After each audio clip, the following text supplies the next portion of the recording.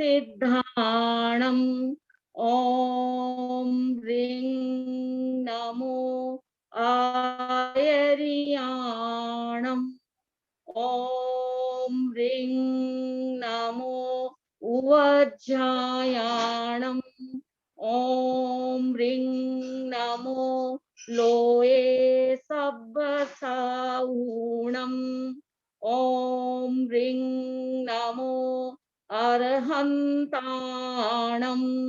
ॐ ह्रीं नमो सिद्धाणम् ॐ ह्रीं नमो आयर्याणम् ॐ ह्रीं नमो उवज्झायाणम् ॐ ह्रीं नमो लोये सब्बसाहूणम्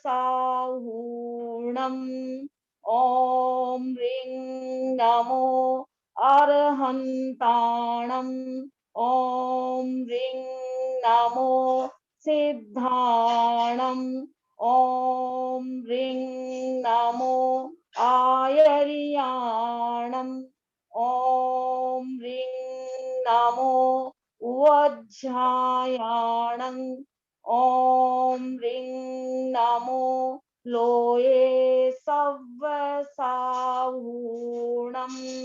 ॐ ह्रीं नमो अर्हन्ताणम् ॐ ह्रीं नमो सिद्धाणम् ॐ ह्रीं नमो आयर्याणम् ॐ ह्रीं नमो उवज्झायाणम् ॐ ह्रीं नमो लोये सब्बसाहूणम् ॐ ह्रीं नमो अर्हन्ताणम् ॐ ह्रीं नमो सिद्धाणम् ॐ ह्रीं नमो आयर्याणम् ॐ ह्रीं नमो उवज्झायाणम् ॐ ह्रीं नमो लोये सब्बसाहूणम् ऐसो पंच नमोकारो सव्वपाव्यपणासिनो मंगलाणं च सव्वेसिं परमं हवै मंगलम् परमं हवै मंगलम्। धन्यवाद। मैं अभी पिछले सप्ताह अपनी जो कार्यशाला हुई थी उसमें जो लोग उपस्थित थे उन सभी को जैसा कि मालूम है कि हमारे उपाध्यक्ष श्री अजय कुमार जी जैन, उनका संदेश आया था कि उनकी माता जी बहुत सीरियस हैं। तो अपने उपासक जी कार्यशाला के अंतिम क्षणों में कुछ एक दो सवाल भी पेंडिंग थे, वो छोड़ के वहां पर गए और उनकी माता जी को अनशन वगैरह करवाया। और आप सबको पता ही है कि उन्होंने अनशन पूर्वक देश का त्याग किया। मैं पंजाब प्रांतीय श्री जैन श्वेतांबर तेरा पंथ सभा की ओर से माता जी को श्रद्धांजलि अर्पित करता हूँ। और अब मैं एक बात की ओर ध्यान दिलवाना चाहता हूँ कि आज श्रावक के 12 व्रतों की कार्यशाला, ये आज का लास्ट सेशन होगा। और इसके बाद आप सभी के जिन्होंने व्रत धारण करने हैं वो बुकलेट पंजाब प्रांतीय सभा के पास फोटो खींच के भेज दें, PDF फाइल भेज दें, ताकि हम, जैसा कि हमारी सोच है कि ये गुरुदेव को कम से कम 60 12व्रती श्रावक बनाने हैं, उनको भेंट की जा सके।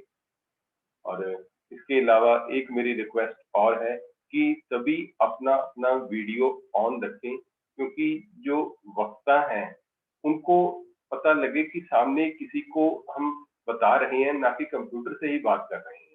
और इसमें ये फेसबुक लाइव भी जा रहा है। फेसबुक लाइव में सिर्फ उतने ही चेहरे जाते हैं जिनके वीडियो ऑन होते हैं। तो ये सेशन में हालांकि देखो 23 पर्सन अभी हैं, पर वीडियो सिर्फ 5 के ही उपलब्ध है। जब फेसबुक लाइव पे इसको देखते हैं तो सिर्फ 5 के ही पार्टिसिपेंट दिखाई देते हैं। इसलिए जो जो लोग अपना अपना वीडियो ऑन कर सकते हैं, कृपया वीडियो ऑन रखें और प्रॉपर तरीके से अपनी जगह लें, ताकि कोई लेटे हुए या किसी और तरीके से वो अच्छा नहीं लगता। और सबसे एंड में एक मेरी रिक्वेस्ट है कि जो क्वेश्चंस हैं वो क्वेश्चंस, क्योंकि कईयों के क्वेश्चंस होते हैं, एक या दो क्वेश्चन अपने जो इम्पोर्टेंट है वो नोट डाउन कर लें और वो पूछें। कई बार 4-5 क्वेश्चन एक ही व्यक्ति पूछ लेता है, दूसरे वाला इंतजार करता रहता है और सेशन 1 घंटे से ऊपर चला जाता है। उससे फिर वो लोग क्विट कर जाते हैं, ताकि सभी को बराबर अवसर मिल जाए। ये मेरी आप सबसे गुजारिश है। तो आज का सेशन शुरुआत करने के लिए सबसे पहले मैं विनोद देवी सुराना जी, उपासका जी, उनसे आग्रह करता हूँ, उनकी समय सीमा 10 मिनट और इसके बाद अपनी मुख्य उपासक जी सूर्य प्रकाश।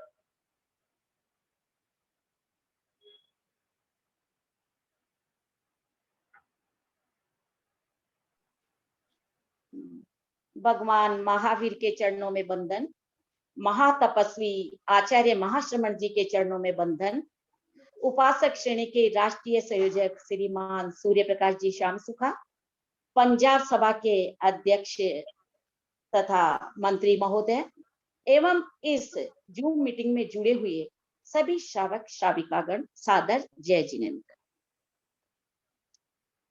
मैं कहना चाहूंगी, हम ये जो कार्यशालाएं अटेंड कर रहे हैं, सूर्य प्रकाश जी ने हमारी भूमिका इस प्रकार से बनाई कि सबसे पहले तो हम अपने आप में यह पता करें कि हम सम्यक्ति है या नहीं।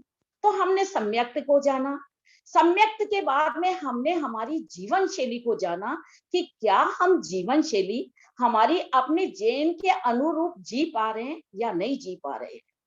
तो मैं आज इन्हीं पॉइंटों पे आगे बढ़ूंगी। मैं ज्यादा कुछ नहीं कहूंगी क्योंकि सूर्य प्रकाश जी ने इतना कुछ बताया है, लेकिन एक पद्य के माध्यम से और कुछ उदाहरण के माध्यम से मैं आपको बताना चाहूंगी कि हमें क्या करना है। तो श्रावक संबोध का एक पद्य है, श्रावक है श्रद्धाशील विमल विश्वासी, श्रावक है जीवन जागरण का अभ्यासी, श्रावक ने अपना सही लक्ष्य पहचाना, मानवता का प्रतिमान स्वयं को माना, मानवता का प्रतिमान स्वयं को माना। इस पद्य में जो श्रावक की विशेषताएं बताई गई है कि श्रावक कौन होता है, जो देव गुरु धर्म के प्रति समर्पित होता है। दूसरा श्रावक कौन होता है, जो विश्वास पात्र होता है। और तीसरा बिंदु कौन होता है कि श्रावक कौन होता है, जो अपने जीवन में धर्म के जागरण पर, धर्म की क्रिया पर, मोक्ष के मार्ग पर अपने लक्ष्य को आगे बढ़ाता है। तो हमें आज अपने इसी लक्ष्य को पुष्ट करना है कि जितनी भी हमने कार्यशालाएं ली है या जितनी भी कार्यशालाओं को हमने सुना है, वो सब कार्यशालाएं हमारे को धर्म मार्ग पर आगे बढ़ाने वाली है। और अब हम धर्म मार्ग पर आगे कब बढ़ेंगे, जब हम इन व्रतों को स्वीकार करेंगे। जब हम इन व्रतों को स्वीकार कर लेंगे तो शायद जो समुद्र जितने न जाने हम अनंत जन्मों से कर्मों को हमारे ऊपर हावी करते आ रहे हैं, हमारे अनंत कर्मों से हमारी आत्मा जो मलिन हुई है, उस आत्मा को निर्मल बनाने का प्रयास हम श्रावक के 12 व्रतों के द्वारा करने का प्रयास करेंगे। तो हम जितने भी श्रावक श्राविका बहन भाई हैं, हमें इन श्रावक के 12 व्रतों को ग्रहण करना ही करना है। जैसे मैं आपको बताती हूँ, एक बच्चा था, एक युवक था, वो एक सन्यासी के पास गया। तो सन्यासी ने कहा, भाई पढ़ा लिखा अच्छा सुंदर युवक है, तो इसको कुछ कहना चाहिए। तो सन्यासी ने कहा, भाई ऐसा है, तुम कुछ माला फेरते हो या नहीं फेरते हो, कुछ मंत्र का जाप करते हो या नहीं करते हो। तो युवक भी क्या बहुत शिक्षित था, तो उसने कहा, क्या रखा है इसमें मंत्र में, क्या रखा है इसमें माला में, जाप में, इनमें कुछ नहीं है, ये तो सिर्फ शब्द है। तो सन्यासी ने देखा, भाई पढ़ा लिखा तो बहुत है, लेकिन इसे समझाना तो पड़ेगा। तो सन्यासी ने एकदम अपना उग्र रूप धारण कर लिया। उग्र रूप धारण करते ही एकदम गुस्से में, आवेश में वो युवक बोल पड़ा कि सन्यासी जी आप कैसे बोल रहे हो, आप क्या कर रहे हो? तो सन्यासी जी ने कहा, अभी युवक तुम क्या कह रहे थे कि ये तो सारे शब्द है, ये शब्दों का ही खेल है। जब मेरे गुस्सा करने से मेरा ये शब्दों का तुम्हारे ऊपर इतना असर हो सकता है कि तुम एकदम गुस्से में आ गए, तो मंत्र जाप से या माला से हमारे जीवन में, हमारे भावों में परिवर्तन क्यों नहीं हो सकता है? कहने का तात्पर्य यही है कि हम इन व्रतों की पौड़ी पर जैसे जैसे कदम रखते जाएंगे, हमारे भाव ऑटोमेटिकली निर्मल होते जाएंगे। आगमों में अनेक उदाहरण भरे पड़े हैं। अंबर सन्यासी का उदाहरण आपने कितनी बार सुना कि अंबर सन्यासी वो क्या था? 12 व्रती श्रावक था। वो सचित अचित नहीं जानता था, बेले बेले की तपस्या करता था, और तपस्या के अंदर उसे जो कुछ मिलता वो उससे अपना तेले के दिन वो अपना पालना करता था। तो अमर सन्यासी ने अपनी इस साधना के द्वारा इतनी मतलब विक्रिय लब्धियां प्राप्त कर ली कि वो कई सिद्धियां प्राप्त करने के कारण वो एक बार में ही अपने 100 रूप धारण कर लेता, और एक बार में वो 100 घरों के अंदर भिक्षा लेने के लिए जा सकता था। ऐसी उसने उपलब्धियां प्राप्त कर ली थी। तो अंबर सन्यासी के 700 शिष्य बन गए। तो एक बार क्या होता है, अंबर सन्यासी कपिलपुर से बिहार करके जा रहा होता है, वो रास्ते में जा रहे होते हैं, तो उनके पास क्या होता है, अपना पानी और होता है, खाने पीने का जो सामान होता है, वो सारा का सामान धीरे धीरे खत्म हो जाता है, और अंबर सन्यासी और उनके शिष्य रास्ता भूल जाते हैं, और भयंकर गर्मी, उस भयंकर गर्मी में वो क्या करते हैं, जंगल के अंदर भटक जाते हैं। अब जंगल में भटकने से क्या होता है कि अब वो देखते हैं कि हम प्यासे हैं, हमारे को इतनी तेज प्यास लगी है, क्या करें? उधर उधर नजर भी दौड़ाते हैं। पास में ही देखिए भाइयों और बहनों, गंगा नदी कल कल करती बह रही है, लेकिन कोई वहां उनको आज्ञा देने वाला नहीं है। क्यों? कि उनके 12 व्रत थे कि अदत दान बिना पूछे, बिना किसी की आज्ञा लिए बिना हमें उस चीज को काम में नहीं लेना है। तो अंबर सन्यासी ने सभी अपने जितने भी शिष्य थे सबको कहा कि ऐसा है, अब लगता है इस जंगल में हमें कोई, यहाँ हम जिसकी आज्ञा ले सकते हैं, इस घनघोर जंगल में हमें लगता नहीं है कोई आएगा। तो अंबर सन्यासी ने क्या किया, अपने 700 शिष्यों के साथ अनशन ग्रहण कर लिया, और अनशन ग्रहण करके कुछ ही समय में वो 700 के 700 ही अंबर सन्यासी सहित सारे शिष्य कहाँ गए, 5वें देवलोक में। और कहते हैं वहां देवलोक में गए हैं, वहां से वो महाविदेह क्षेत्र में जन्म लेंगे और मोक्ष की तरफ आगे बढ़ेंगे। तो देखिए भाइयों और बहनों, चाहे वो श्रावक, वो क्या था, 12 व्रती था, सचेत अचित का त्याग नहीं था, लेकिन 12 व्रत में ये नियम था कि मुझे आदत चीज नहीं लेनी है, मुझे बिना पूछे कोई चीज लेनी नहीं है, बिना पूछे किसी की चीज को टच भी नहीं करना है। तो देखिए एक एक नियम जो जीवन को किस तरह आगे बढ़ाते हैं। अनेक श्रावक श्राविकाओं के भी उदाहरण है, तो मैं कैसे कैसे आपको उदाहरण बताऊं। अभी आपको उदाहरण तो मैं इतना ही कहना चाहूंगी कि हम कितने सौभाग्यशाली है कि हमें तो ये जैन धर्म मिला है। आचार्य महाप्रज्ञ, आचार्य महाश्रमण जैसे हमें गुरु मिले हैं, जिनके सन्निधि में आज हमारा धर्म संघ आगे दिन दूना रात चौगनी धर्म की तरफ अग्रसर हो रहा है। तो हम धर्म की तरफ अग्रसर कब होंगे, जब हम इन श्रावक के 12 व्रतों को धारण करेंगे। स्वामी जी ने सिर्फ एक लाइन में हमें समझा दिया कि भोग अधर्म है, त्याग धर्म है, और भोग अधर्म है। तो हमें क्या करना है, त्याग के मार्ग पर बढ़ने के लिए हमें श्रावकों को 12 व्रतों को स्वीकार करना है। और आप इन 12 व्रतों को स्वीकार कर लेंगे, ये बहुत इजी है भाइयों और बहनों, इनमें बिल्कुल भी तकलीफ नहीं है। हमने कितने ही वर्षों से ये श्रावक के 12 व्रत धारण किए हुए हैं, लेकिन जब कोई परेशानी कभी आ भी जाती है तो हम हमारे गुरु से, हमारे साधु साध्वियों से हम अपनी बात का समाधान कर लेते हैं, क्योंकि हमारे अतिचार कितने रखे हुए हैं, कितनी हमारे छूट है। जब इतनी छूट हमारे पास है तो हम क्यों ना इस त्याग की तरफ अग्रसर हुए। तो आज की कार्यशाला में मैं यही कहना चाहूंगी कि हमने जितनी भी कार्यशालाएं अभी तक अटेंड करी है, उन सब का सार यही है कि सबसे पहले हम 12 व्रती श्रावक बने, और आचार्य महाश्रमण जी के 60वें जन्मदिन पर हम पंजाब के ज्यादा से ज्यादा बहन भाई इस महाकुंभ में, इस महायज्ञ में, इस महातपोबल में सहभागी बने। बस इन्हीं भावों के साथ मैं ज्यादा कुछ नहीं कहूंगी। ओम अरहम।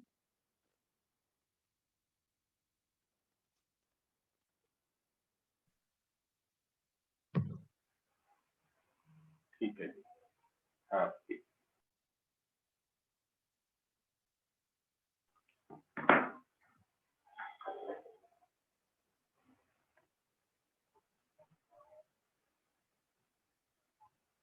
बहुत बहुत धन्यवाद।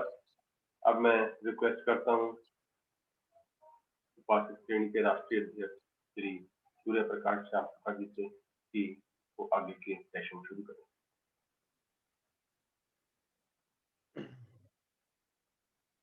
अहिंसा के अवतार भगवान महावीर के चरणों में कोटि नमन। तेरा पंथ धर्म संघ के आदि आचार्य आचार्य श्री भिक्षु और इस गौरवशाली आचार्य परंपरा का स्मरण करते हुए वर्तमान आचार्य महातपस्वी आचार्य श्री महाश्रमण जी के चरणों में वंदन। देश भर में विराजित चारित्रात्माओं के चरणों में वंदन। पंजाब प्रांतीय सभा के अध्यक्ष महोदय, महामंत्री महोदय एवं इस जूम मीटिंग से जुड़े हुए सभी संभागी गण। पिछली लगभग 7-8 कक्षाओं में हमने श्रावक के 12 व्रतों के बारे में चर्चा की, इसे समझने का प्रयास किया। अब जैसा कि अभी सुनील जी ने बताया कि पिछली मीटिंग में कुछ एक प्रश्न बाकी रह गए थे। इसके अलावा जब हमने 12 व्रतों की क्लास शुरू की थी तब एक बात मैंने कही थी कि क्लास, ये सेशन पूरा खत्म होने के बाद में हम सभी 12 व्रती श्रावक बनेंगे और हम में से यदि कोई 12 व्रती श्रावक बनने के लिए तैयार नहीं है या उसको कुछ प्रॉब्लम है तो वो अपनी समस्या जरूर रखे या अपना प्रश्न जरूर रखे, ताकि या तो हम उसकी समस्या का समाधान कर पाएंगे, अन्यथा फिर एक श्रावक हम वंचित रह जाएंगे। तो आज इस कक्षा को हमें संपन्न करना है। संपन्न करने से पहले, आपकी जिज्ञासाओं का समाधान करने से पहले मैं 10 मिनट के लिए कुछ बातें अपनी कहना चाहता हूं कि आचार्य श्री महाप्रज्ञ जी कहते हैं धर्म को 3 भागों में बांटा हुआ है। 3 भागों में उन्होंने बांट के बताया धर्म को। एक होती है नैतिकता, एक होती है उपासना और एक होता है अध्यात्म। 3 चीजें हैं। जहां तो अध्यात्म की बात आती है वहां पे किसी दूसरे का हस्तक्षेप नहीं होता। अध्यात्म अपनी आत्मा का विकास है, अपनी आत्मा का कल्याण है। अपनी आत्म विकास के लिए, अपने कल्याण के लिए अध्यात्म का मार्ग पकड़ा जाता है। व्यक्ति अपने आप को देखता है, अपने भीतर को देखता है, वह अध्यात्म है। अध्यात्म में दूसरे का कोई हस्तक्षेप नहीं होता। लेकिन उपासना में कहीं कहीं दूसरे का हस्तक्षेप होता है। हम उपासना करें, किसकी करें? अपने गुरु की करें, साधु संतों की करें, या कोई भक्त मंदिर में जाके भगवान की करें। और तीसरी बात नैतिकता। नैतिकता का प्रश्न वहीं आता है जहां व्यक्ति के साथ दूसरा व्यक्ति जुड़ता है, जहां एक से अधिक व्यक्ति होते हैं, 2 या 2 से अधिक व्यक्ति होते हैं, वहां पर नैतिकता का प्रश्न आता है। जहां आदमी अकेला होता है वहां नैतिकता का प्रश्न नहीं आता है। अकेला आदमी अध्यात्म के मार्ग पर आगे बढ़ सकता है, लेकिन नैतिकता के मार्ग पर तभी आगे बढ़ा जाता है जब 2 या 2 से अधिक व्यक्ति साथ में हो। यहां तक कि जब नैतिकता की बात आती है तो लोग भगवान को भी धोखा दे देते हैं, गुरु को भी धोखा दे देते हैं। आचार्य महाप्रज्ञ जी एक छोटी सी कहानी सुनाया करते थे। वे कहते एक व्यक्ति ने कोई कार्य अपना करवाना था, उसने भगवान से अर्ज की कि भगवान मेरा अगर ये काम हो जाएगा तो मैं आपके मंदिर आके प्रसाद चढ़ाऊंगा। और संयोग ऐसा बना कि उसका वो काम हो गया। और जैसे ही वो काम हुआ, उसको अपनी बात याद आई कि मुझे अब मंदिर जाके चढ़ावा चढ़ाना है। वो मंदिर गया, पुजारी जी से बोला, पुजारी जी मेरे को मंदिर में पूजा करवानी है और प्रसाद चढ़ाना है, तो बताइए प्रसाद कौन सा लाऊं? प्रसाद में बाहर की चीज चढ़ाऊं या अंदर की चीज चढ़ाऊं? जो भी फल फ्रूट होते हैं उसमें बाहर और अंदर दो अलग अलग चीजें होती है। पुजारी जी ने सोचा ये नारियल चढ़ाएगा, तो पुजारी जी ने कहा भाई अंदर का भाग चढ़ा देना, बाहर का भाग तू रख लेना। उसने कहा ठीक है पंडित जी। वो गया नीचे, दुकानें बनी हुई थी, वहां जाके उसने देखा और देखते देखते मन में विकल्प चलते हैं, किसमें मेरा फायदा है। उसने देखा खजूर पड़े थी, उसने कुछ खजूर लिए और ले आया पुजारी जी के पास। बाहर वाला अपने पास रख लिया, अंदर वाला चढ़ा दिया। पुजारी जी को अच्छा तो नहीं लगा, लेकिन क्या करे, उनके मुंह से कहा हुआ था। थोड़े दिन बाद एक काम और उसका अटक गया। उसने फिर भगवान से प्रार्थना की कि भगवान मेरा ये काम हो जाए, मैं फिर दोबारा प्रसाद चढ़ाने जाऊंगा। और संयोग देखिए दोबारा भी वो काम हो गया। अब फिर गया पंडित जी के पास, पंडित जी इस बार क्या चढ़ाऊं? पंडित जी ने सोचा पिछली बार इसने मेरे साथ दगा किया था, इसलिए उसने कह दिया इस बार तुम बाहर की चीज चढ़ाना, अंदर की तू रख लेना। वो फिर गया बाजार में, फिर बाजार जाके उसने वहां देखे तो वहां केले लगे हुए थे, वो केले उठा के ले आया और पंडित जी को बोलो ऊपर वाली आप रखो, अंदर वाली मेरे को दे दो। ये क्यों होता है? भगवान के साथ धोखा। ये धोखा क्यों करते हैं? जब हमारा स्वार्थ अंदर से उभरता है, जब हम हमारा लोभ या स्वार्थ कह दें वो जब आता है, तब हम ऐसी धोखाधड़ी का काम करते हैं। जब हम भगवान को भी नहीं छोड़ दे तो हमारे साथ रहने वाले व्यक्तियों की तो बात ही क्या है। तो जहां नैतिकता की बात आती है, नैतिकता की बात वहीं पे आती है जहां पे दो या दो से अधिक व्यक्ति होते हैं। अकेला व्यक्ति अपने साथ क्या अनैतिकता करेगा, लेकिन दूसरों के साथ जब हम व्यवहार करते हैं, दूसरों के साथ जब हम व्यापार करते हैं, तब हमें पता लगता है कि हम कितने नैतिक हैं और कितने अनैतिक हैं। अब अगर हमें वास्तव में धार्मिक बनना है, तो इन तीनों ही बातों को ध्यान में रखना पड़ेगा।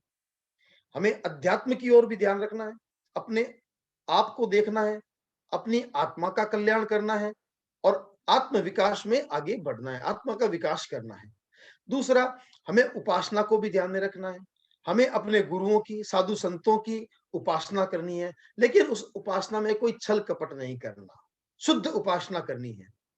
इन दो धर्म के साथ साथ लोगों का बहुत ध्यान है इन दो की तरफ। उपासना की तरफ तो बहुत ध्यान है, लोग मंत्रों का जाप करते हैं, साधु संतों की बहुत सेवा करते हैं, प्रवचन श्रवण करते हैं। ये उपासना परक धर्म तो लोग बहुत करते हैं, लेकिन जहां नैतिकता की बात आ जाती है वहां पे शून्यता आ जाती है।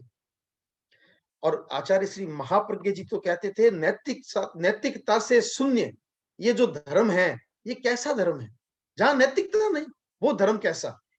तो नैतिकता से शून्य धर्म ना हो, नैतिकता पूर्ण धर्म हो, उसके लिए ये 5 व्रत, वैसे तो 12 व्रतों की हमने चर्चा की है, लेकिन मूल में 5 हैं। ये पांचों ही व्रत अगर हम अपना लेते हैं, इस ओर अगर हमारा ध्यान जाता है, तो हम नैतिक बन पाते हैं। और जो व्यक्ति नैतिक बनता है, नैतिकता को अपना लेता है, वह स्वतः ही धार्मिक बन जाता है। तो हमने पांचों में से सबसे पहले अहिंसा धर्म की हमने बात की थी। अहिंसा का मतलब आपको बताया गया था, केवल यह नहीं है कि हम किसी निरपराध त्रस्त प्राणी को नहीं मारेंगे। यह हमने व्रत स्वीकार कर लिया कि मैं किसी निरपराध त्रस्त प्राणी की संकल्प पूर्वक हत्या नहीं करूंगा। बहुत अच्छी बात है, यह संकल्प हमने ले लिया। लेकिन वास्तविक अहिंसा हमारे भीतर तब आती है जब हमारे भीतर करुणा का भाव आता है, हमारी क्रूरता कम होती है। हम अपने आसपास रहने वाले व्यक्तियों के प्रति, अपने नौकर चाकर के प्रति क्रूरतापूर्ण व्यवहार अगर नहीं रखते हैं और करुणापूर्ण व्यवहार रखते हैं, तो अहिंसा हमारी सफल हो पाती है। उसी प्रकार से जहां सत्य की बात आती है, तो हमारे विचारों में इतनी सत्यता हो कि लोग हमारे पे विश्वास कर सके, हमारी बात को विश्वास के साथ देख सके, हमारे पर इतना विश्वास हो कि यह व्यक्ति झूठ नहीं बोलेगा, गलत बात नहीं कहेगा। छोटे मोटे झूठ बोलने पड़ते हैं, हम जब संसार में रहते हैं, व्यापार करते हैं, और भी काम होते हैं, तो कई झूठ बोलने भी पड़ जाते हैं, लेकिन कोई ऐसा बड़ा झूठ, बड़ी गवाही, ऐसा काम हमें नहीं करना होता है। और इसी प्रकार से जहां अचौर्य की बात आती है, अस्तेय की बात आती है, तो बड़ी चोरी करने का तो हमने त्याग किया ही है कि हम किसी का ताला तोड़ करके, किसी का मकान तोड़ करके, किसी की दीवार तोड़ करके, किसी की अलमारी तोड़ करके चोरी नहीं करेंगे, यह तो हमने त्याग कर दिया। लेकिन इसके साथ साथ हमें यह बात भी ध्यान रखनी है कि जो वस्तु हमारी नहीं है, उस वस्तु को बिना पूछे हमें नहीं लेना है।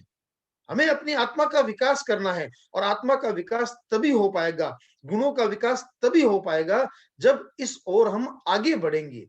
केवल बड़ी चोरी का त्याग तो हमने कर दिया, लेकिन कोई दूसरी भी चीज अगर ऐसी है जो किसी के घर पे पड़ी है, वो दीवार नहीं तोड़ी, अलमारी नहीं तोड़ी, ताला नहीं तोड़ा, लेकिन बिना पूछे किसी की चीज को उठा के ले आना, या जब हमें पता लग गया कि यह चीज अमुक आदमी की है, फिर भी अपने पास रख लेना, यह काम भी हमें नहीं करना है। और अगर हम ऐसा करते हैं तो एक हमारी जो शान है, हमारी जो छाप है, वो एक अलग हो जाती है। जैसा कि अभी विनोद आंटी ने आपको पद के माध्यम से बताया था कि श्रावक है श्रद्धाशील विमल विश्वासी, जीवन जागरणा का अभ्यासी। तो श्रावक जो है श्रद्धाशील है, उसकी श्रद्धा होती है धर्म के प्रति, और विश्वासी होता है। विश्वासी क्यों होता है? विश्वासी इसीलिए होता है कि वो बिना मतलब झूठ नहीं बोलता और चोरी नहीं करता, प्रामाणिक होता है, नैतिक होता है, इसीलिए वो विश्वासी होता है। सभी आसानी से जैन लोगों पे विश्वास कर लेते हैं। पुराने जमाने में तो बड़ी आसानी से करते थे, आज के जमाने में हो सकता है थोड़ा फर्क पड़ गया, क्योंकि कुछ लोगों ने ऐसा काम कर दिया कि जैनों पर भी लोगों का विश्वास धीरे धीरे उठने लग गया। लेकिन अगर हमारी जीवनचर्या जैन जीवन शैली के अनुरूप होती है, तो जैनों पे विश्वास सबसे पहले किया जाता है। तो हमारे पे विश्वास तभी होगा जब हम अचौर्य अनुव्रत और अस्थेय अनुव्रत को अपने जीवन में अपनाएंगे। अगला प्रश्न आता है ब्रह्मचर्य का। तो हमने त्याग किया कि मैं अपने पति या अपने पत्नी के सिवाय अब ब्रह्मचर्य सेवन नहीं करूंगा। इस त्याग का बड़ा महत्व है। अगर कोई व्यक्ति ऐसा त्याग करता है, तो लोगों को आपके ऊपर बड़ा भरोसा होता है।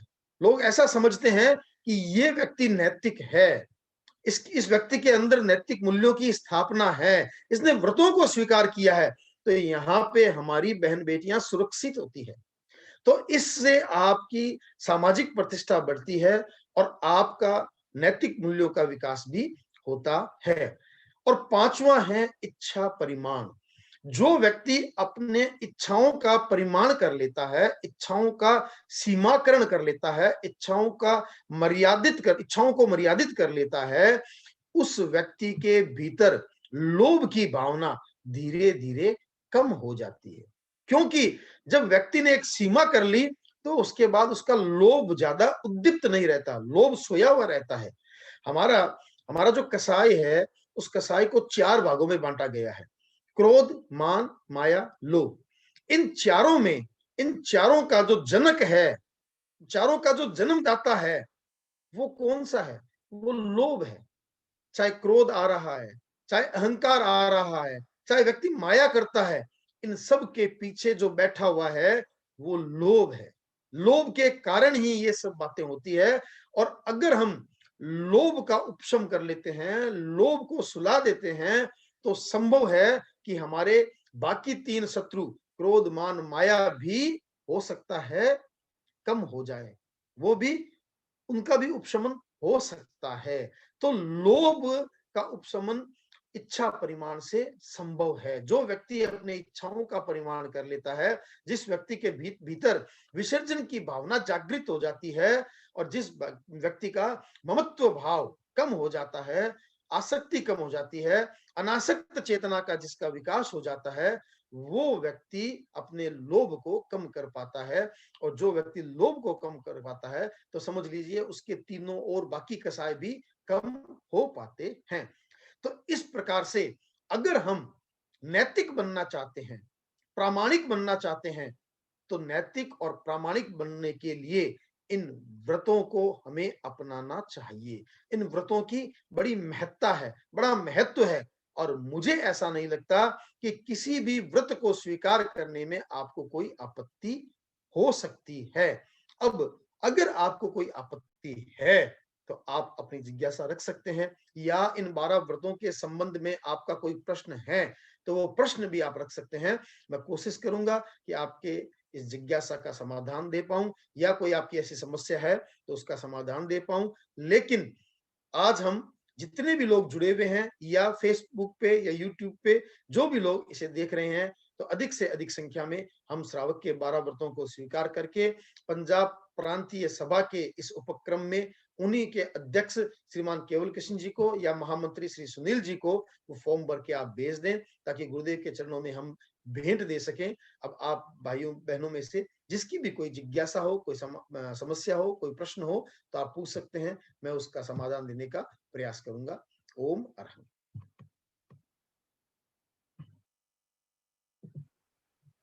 अभी एक एक करके हैंड रेज कर सकते हैं। सबसे पहले सुनील जी, एक मैं इंटरप्ट करूंगा। आज हम एक काम करते हैं, एक बार में एक प्रश्न, तो राउंड पूरा हो जाए तो फिर दूसरा प्रश्न हो सकता है। एक बार में एक ही प्रश्न करें, कोई भी व्यक्ति हो। ठीक है, प्रभा जी अपने आप को अनम्यूट कर लें। जय जिनेंद्र साहब। हाँ, जय जिनेंद्र प्रभा जी। मैं आपको निवेदित कर चुकी हूँ, वही जिज्ञासा मेरे शेष है। एक बार दोबारा कर देंगे क्या? मैंने आपको व्हाट्सएप किया था, वही जिज्ञासा मेरे। चलिए मैं देख लेता हूँ, तब तक संजय जी अपना प्रश्न पूछे, मैं एक बार देख लेता हूँ। संजय जी अपने आप को अनम्यूट करें। हाँ जी, जय जिनेंद्र जी। हाँ जी, हाँ जी, हाँ जी। उपासक जी, मैं ये पूछना चाह रहा था कि मैं 12 प्रति फॉर्म भरने के लिए मैंने अपनी मानसिकता बनाई है।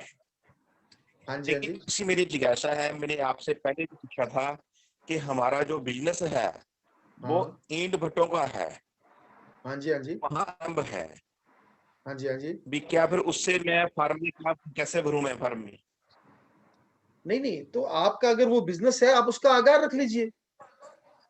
आप देखिए, सबसे पहले ये व्रत जो है, ये वाला व्रत है आपका, सबसे पहला व्रत आएगा अहिंसा व्रत। हाँ और जी। अहिंसा व्रत में हमने ये बात स्वीकार की थी कि मैं किसी निरपराध त्रस्त प्राणी की संकल्प पूर्वक हत्या नहीं करूंगा। तो पहली बात तो, आप जो ईंटों का भट्टा चलाते हैं तो उसमें निरपराध त्रस्त प्राणी की हत्या आप नहीं कर रहे हैं। वहां अग्निकाय की हिंसा है, मैं ये बात मानता हूं, वो त्रस्त काय की हिंसा नहीं है। और दूसरी बात, वो आप अपने काम के लिए, व्यापार के लिए कर रहे हैं। जिस प्रकार से आप अग्निकाय की हिंसा कर रहे हैं, उसी प्रकार से एक किसान जो खेती करता है वो वनस्पति काय की हिंसा करता है। तो वो एक अलग बात है। हालांकि कोशिश ये होनी चाहिए कि श्रावक के लिए ऐसे व्यापार थोड़ा विवेक रखें, हम ना करें। लेकिन अब व्यापार है, चल रहा है, तो ऐसा तो नहीं है कि हम आज व्यापार बंद कर देंगे। तो आप इसका आगार रख सकते हैं कि मैं अपने व्यापार के लिए, जो मेरा ईंट का भट्टा है, उसके अलावा मैं इस प्रकार की महा आरंभ नहीं करूंगा। तो ये आप आगार रख सकते हैं, उसमें मुझे कोई आपत्ति नहीं लग रही है। और फिर भी अगर कोई आपको आपत्ति लगे, जब भी आप गुरु दर्शन करें तो ये बात आप स्पष्ट कर दें गुरुदेव के सामने। गुरुदेव जो निर्देश दे आप उसको सिरोधार्य करें। ठीक है, ओम अरहम। बहुत बहुत आभार जी। हाँ जी संजय जी।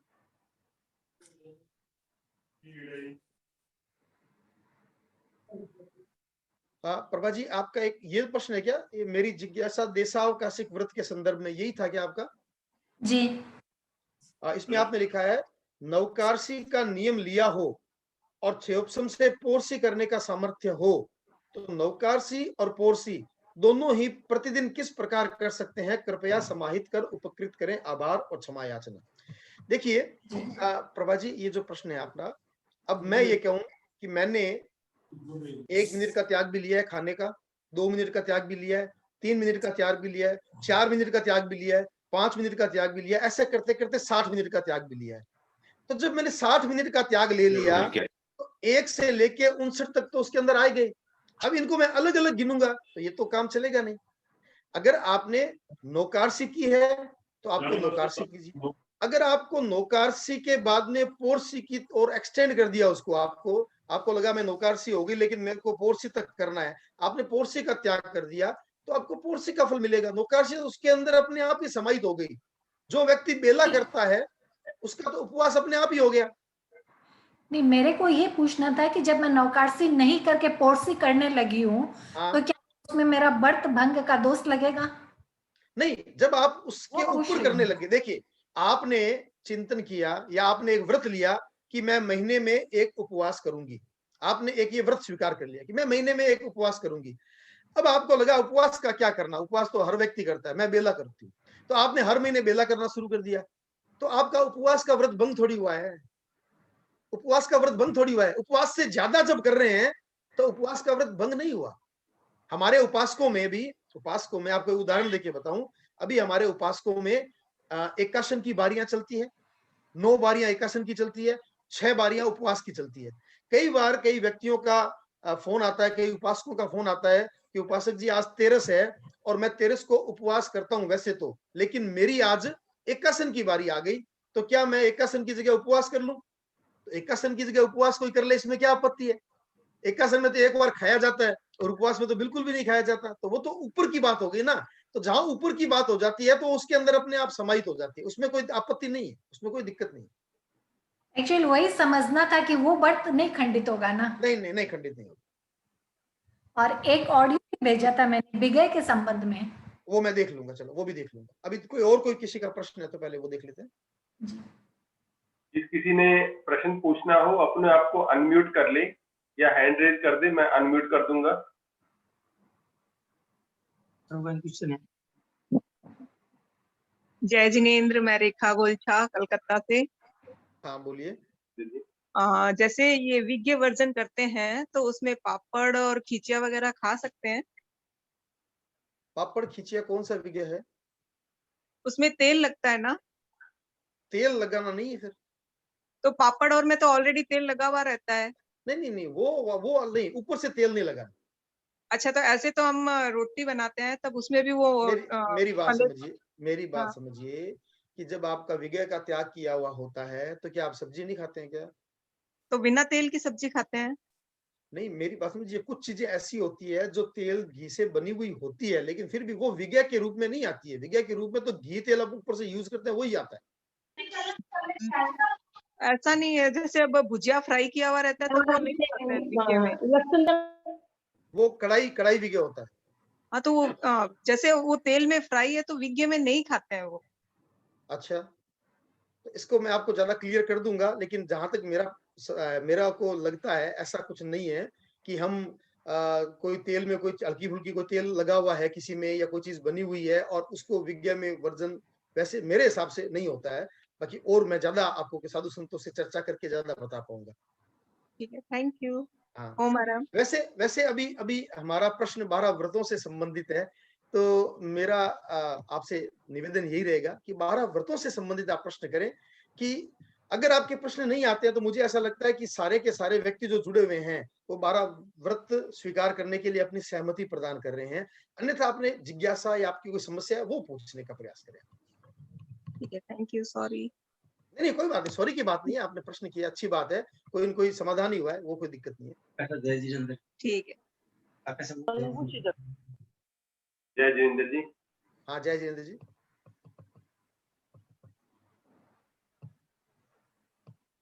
पता नहीं चला कौन प्रश्न पूछना चाह रहा है।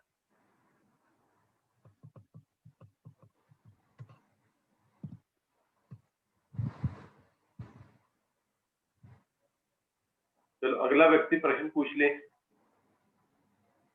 हाँ भाई, किसी और की कोई जिज्ञासा, इसका मतलब आप सबको लगता है कि आप 12 व्रत स्वीकार कर सकते हैं। कोई ऐसा व्यक्ति है जिसको लगता है भाई ये व्रत मेरे को स्वीकार करने में कोई आपत्ति है? कोई भी ऐसा व्यक्ति हो तो अपना हैंड रेज कर सकता है कि भाई ये व्रत मैं स्वीकार नहीं कर सकता या मुझे कोई आपत्ति है, तो हम इसके बारे में बात करें। मैं 12वां व्रत है वो स्वीकार नहीं कर पाऊंगी क्योंकि मेरे 24 उपवास करने में थोड़ी प्रॉब्लम होती है। 12वें व्रत में 24 उपवास किसने कहा? नहीं, जैसे 12 व्रत स्वीकार करते हैं तो 24 उपवास करके पोषण करना पड़ता है ना? नहीं 12वां व्रत नहीं है वो। नहीं, 12 व्रतों में हाँ 12 व्रत। बिल्कुल है जी। कृपया हाँ। प्रश्न पूछने वाला अपना वीडियो जरूर ऑन कर ले, या तो ताकि वीडियो ऑन कर ले, नाम बता देना तो पता लग जाएगा, हाँ, कैसे पता मैं नहीं चल रहा है। रेखा गोलछई बोल रही हूँ। हाँ रेखा जी, ठीक है। अच्छा ऐसा है, आपने अभी कहा कि 12 व्रत आप इसलिए स्वीकार नहीं कर पा रहे हैं क्योंकि आपको 24 उपवास करना पड़ता है। तो अगर आप थोड़ा सा अपना मनोबल बढ़ाएंगे कि 24 उपवास नहीं कर सकते, ऐसा नहीं है, आप कर सकते हैं, आप बिल्कुल कर सकते हैं। यह कोई जरूरी नहीं है कि आप संवत्सरी के दिन करें। कई लोगों के मन में यह एक भ्रांति होती है कि जो 12 व्रत स्वीकार करता है उसको संवत्सरी वाले दिन 24 उपवास करना होता है। आप ऐसी भ्रांति ना रखें। साल भर में एक 24 उपवास ना कर सके ऐसा मुझे नहीं लगता। सर्दी के मौसम में कर सकते हैं, सर्दी के मौसम में प्यास का परिचय नहीं होता है, तो सर्दी के मौसम में आराम से किया जा सकता है। और इस बात को समझाने के लिए मैं आपको उदाहरण देके बताता हूं कि मेरे कई साथी, लुधियाना के कई साथी जिन्होंने कभी पोषद नहीं किया, मतलब अष्टप्रहरी तो छोड़ो, 4 प्रहरी पोषद भी नहीं किया और प्यास का परिचय रहता था। और ऐसे ऐसे लोग भी थे जिन्होंने कहा हम बिना पानी तो मतलब ही नहीं है, कर ही नहीं सकते। और उन्होंने पहला पोषद करने के बाद आज उस दिन का दिन है, आज का दिन है, लगभग 8-10 साल हो गए, कभी अपना पोषद छोड़ा नहीं है। तो थोड़ा सा अगर आप अभ्यास प्रयास करेंगे, मन को मजबूत बनाएंगे, मनोबल रखेंगे, तो वो भी कर पाएंगे। और फिर भी किसी कारण से अगर आप नहीं कर पाते हैं, तो मैंने आपको यह भी बताया था कि गुरुदेव ने एक छूट दे रखी है कि अगर कोई कारण से औषध नहीं कर पाता है तो वो वर्ष में 4 रात्रि का संवर कर ले। 4 रात्रि का संवर मतलब रात को 8 बजे से सुबह सूर्योदय तक संवर करना है अपने को। और संवर करने का मतलब क्या है, आप अपना जैसे सामयिक लेते हैं वैसे संवर ले लिया और अपने आप दरी बिछा के अपने को सोना है, जैसे भी है, पट पे या दरी पे सोना है। और रात भर अपना कोई जितना स्वाध्याय कर सकते हो स्वाध्याय कर लो, जाप कर लो, गीतिकाएं गा लो, बाद में सो जाओ, सुबह उठ के सूर्योदय पे अपना पढ़ दो। तो 4 रात्रि अगर हम कर लेते हैं तो वो पोषद की पूर्ति हो जाती है। ये हमारे गुरुदेव ने हमारे को एक छूट भी थोड़ी सी दे दी है। तो दोनों बातें हैं। किया है एक मैंने आपको तो मैंने एक आपको कहानी भी सुनाई थी। कहानी क्या, ये वास्तविक घटना है। एक जो हाथी हम देखते हैं, सर्कस के हाथी बंधे हुए होते हैं, वो हाथी एक छोटी सी रस्सी से बंधे होते हैं। छोटी सी रस्सी से हाथी के पांव को बांधा हुआ होता है। और हमें देख के बड़ा आश्चर्य होता है कि इतनी छोटी सी रस्सी से ये हाथी बंधा हुआ है, क्या ये रस्सी को तोड़ नहीं सकता? वो नहीं तोड़ सकता। वो क्यों नहीं तोड़ सकता? अब उसका राज जानिए कि वो क्यों नहीं तोड़ सकता। ये जब हाथी पैदा होता है, जब छोटा बच्चा होता है, तो जो महावत होता है वो बड़ा होशियार होता है। वो क्या कर देता है, उस छोटे बच्चे के पैर को एक खूंटे से बांध देता है, छोटी सी रस्सी से खूंटे से बांध दिया। अब वो बच्चा छोटा है और छोटा बच्चा क्या करता है, उस रस्सी को तोड़ना चाहता है। एक बार खींचता है, नहीं टूटती, 2 बार खींचता है, नहीं टूटती, 3 बार, 4 बार, 2 दिन, 3 दिन, 4-5 दिन तक वो खींचता है, वो टूटती नहीं है। और जब नहीं टूटती है तो उसके दिमाग में एक संस्कार बन जाता है कि ये रस्सी मेरे से नहीं टूटेगी, ये डोरी मेरे से नहीं टूटेगी। और वो संस्कार ऐसा मजबूत हो जाता है कि वो वर्षों बरस तक बड़ा हो गया, हाथी बड़ा हो गया, ताकतवर हो गया, बलवान हो गया, लेकिन वो रस्सी उससे नहीं टूटती। हालांकि आज अगर वो एक जोर से झटका देगा तो रस्सी तो क्या, वो खूंटा भी बाहर आ जाएगा, लेकिन वो खींचता ही नहीं है। क्यों नहीं खींचता है? क्योंकि उसके मन में संस्कार बन गया कि ये रस्सी मेरे से नहीं टूटेगी। उसी तरह से हम लोगों के भीतर भी एक संस्कार बन जाता है।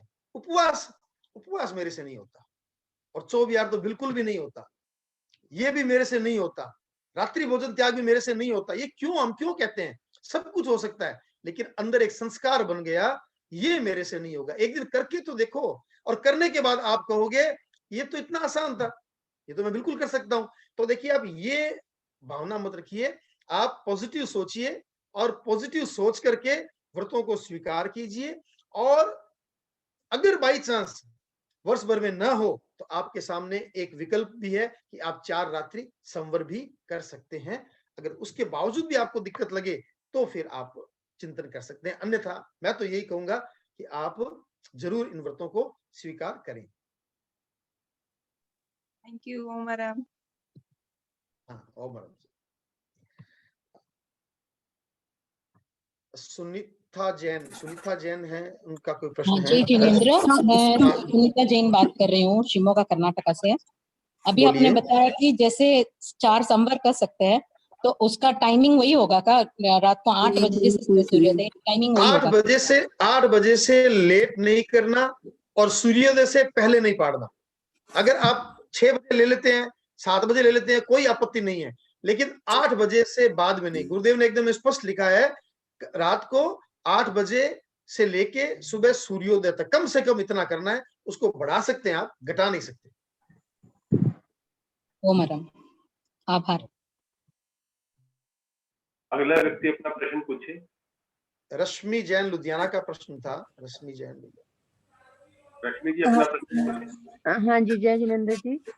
मेरा यही क्वेश्चन था, उन्होंने जो पूछा था वही पूछना था। अच्छा, ठीक है। हाँ, ठीक कुछ। Thank you. सरला जी ने अपने आप को अनम्यूट किया है। सरला जी, अगर आपको कुछ प्रश्न पूछना है तो पूछिए। नहीं, प्रश्न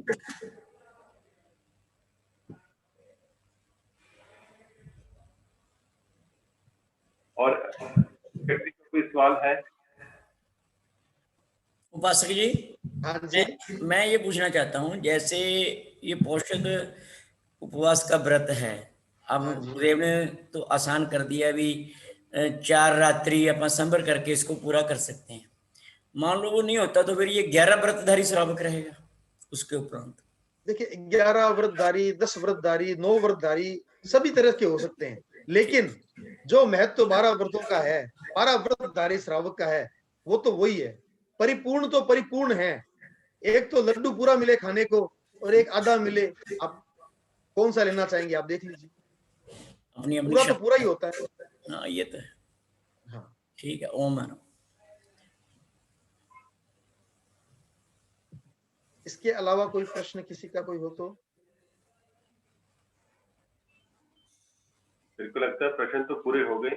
अब एक बार अब नहीं, ये एक तो सुनीता जी दोबारा पूछ रहे हैं और एक प्रभा जी को भी पूछना था। जय जिनेंद्र अंकल, आपने बताया कि संवर कर सकते हैं, तो उस दिन उपवास करके संवर करना है या कोई भी तपस्या करके कर सकते हैं या कैसे? नहीं, उपवास की कोई आवश्यकता नहीं है। और एक बात मैं और बता दूं आपको कि यह कोई ये नहीं है कि पोषद की जगह अब हम 4 संवर कर लेंगे, ऐसा नहीं है। वो उस स्थिति में है कि अगर हम कोई कारण से पोषद नहीं कर पाए तो उसकी पूर्ति इन 4 संवर के द्वारा कैसे कर सकते हैं। ऐसा नहीं हो अब तो पोषद कर सकता है, वो भी पोषद को छोड़ करके 4 संवर कर लिया, ऐसा ना करें, ऐसा ना करें। हाँ, पोषद ही करना है, लेकिन किसी कारण से, शारीरिक अक्षमता के कारण से या कोई और कारण से हम अगर बाई चांस पोषद न कर पाए हो तो उसकी पूर्ति इन 4 संवर के द्वारा कर सकते हैं, ताकि हमारे 12 व्रतों की जो अखंडता रह जाए, उसमें हमारी विराधना ना रहे। लेकिन उपवास के साथ करना है ना संवर? नहीं, वो कोई जरूरी नहीं है। ओके। संवर के प्रत्याख्यान की विधि है क्या कोई? हाँ, संवर के प्रत्याख्यान की विधि है। आप नवकार मंत्र बोल करके कि मैं सूर्योदय तक, कल सुबह सूर्योदय तक 5 आश्रव और 18 पाप सेवन करने का 2 करण 3 योग से त्याग करता हूं या करती हूं। हमने 2 चीजों का त्याग कर दिया। एक आश्रव, किसका वीडियो ये ऑन ऑडियो? सुनील जी किसी का? मैं एक बार ऑफ कर देता हूँ। तो 5 आश्रव, यानी 5 आश्रव कौन से आपको पता है? मिथ्यात्व आश्रव, अव्रत आश्रव, प्रमाद आश्रव, कसाय आश्रव और योग आश्रव। 5 आश्रवों का और 18 पापों, 18 पाप भी आपको सारे पता हैं। तो इनको सेवन करने का 2 करण 3 योग से त्याग करता हूं। 2 करण 3 योग यानी न करूंगा, न कराऊंगा, मन से, वचन से, काया से। तो ये कषाय तो रहता ही है, तो उसका त्याग कैसे किया जाता है? कसाय इसका त्याग ऐसे किया जाता है कि मैं गुस्सा करूंगा नहीं और करवाऊंगा नहीं। न करे में न कार्य में, हमने त्याग किया 2 चीज का। ठीक है, तो कसाय अंदर भीतर तो बैठा है, लेकिन हमें गुस्सा, क्रोध, मान, माया, लोभ करना नहीं है। जब हम समर में बैठ गए तो अपने आप में अवस्थित हो जाएं। लेकिन अब ऐसा नहीं है कि संवर में बैठ गए, बच्चों को डांट रहे हैं, तो फिर वो संवर नहीं है। हमें गुस्सा करना नहीं है, संवर में करने और कराने का त्याग है। अंदर जो बैठा है वहां अनुमोदन चलता जा रहा है। अनुमोदन तो हमने खुला रखा हुआ है, क्योंकि उसका त्याग हम श्रावक लोग नहीं कर सकते, तो वो खुला है। तो न करना न कराना, 5 आश्रव और 18 पाप, इन दोनों का त्याग हम करते हैं। Okay, thank you. Prabha ji, आपका वो विज्ञ वाला मैं आपको जवाब दे दूंगा व्हाट्सएप पे। इसके अलावा कोई प्रश्न है क्या आपका? हैंड रेज अभी तक आपका है? जी वैसे कुछ नहीं है, खाली ये जो श्रावक व्रत का जो संकल्प वाला फॉर्म है। लाइट बंद लाइट बाकी फिर लाइट बंद हाँ, वीडियो बार बार आप अपने आप को, जिसने सवाल नहीं पूछना, ऑडियो ऑन मत करें। हाँ प्रभा जी बताइए। उसमें जैसे नीचे 2 जगह, एक तो लिखा है सानिध्य और दूसरी है प्रेरणा। प्रेरणा में तो मैंने आपका नाम लिखने का है, और सानिध्य भी आप ही का होगा क्या? ऐसा है ना, वो सानिध्य इसलिए हिसाब से लिखा हुआ होता है कि कोई साधु संत विराज रहे हो, तो नहीं तो अपना सानिध्य अपना सीधा गुरु का सानिध्य है, इसमें कोई है ही नहीं। सानिध्य सबसे बढ़िया है अपना गुरु का सानिध्य। तो यहाँ पे मेरे को क्या फिल सानिध्य आप महातपस्वी आचार्य श्री महाश्रमण जी। ओके। और प्रेरणा में आपका नाम देना ही है। प्रेरणा में जिससे प्रेरणा मिली है, केवल कृष्ण जी से मिली है तो केवल कृष्ण जी का लिखिए, सुनील जी से मिली है तो सुनील जी का लिखिए, जिससे आपको प्रेरणा मिली है उसका लिखिए। इस वर्कशॉप से ही कर रही हूँ ना मैं, जो आपको उचित लगे, उसमें कोई बात नहीं।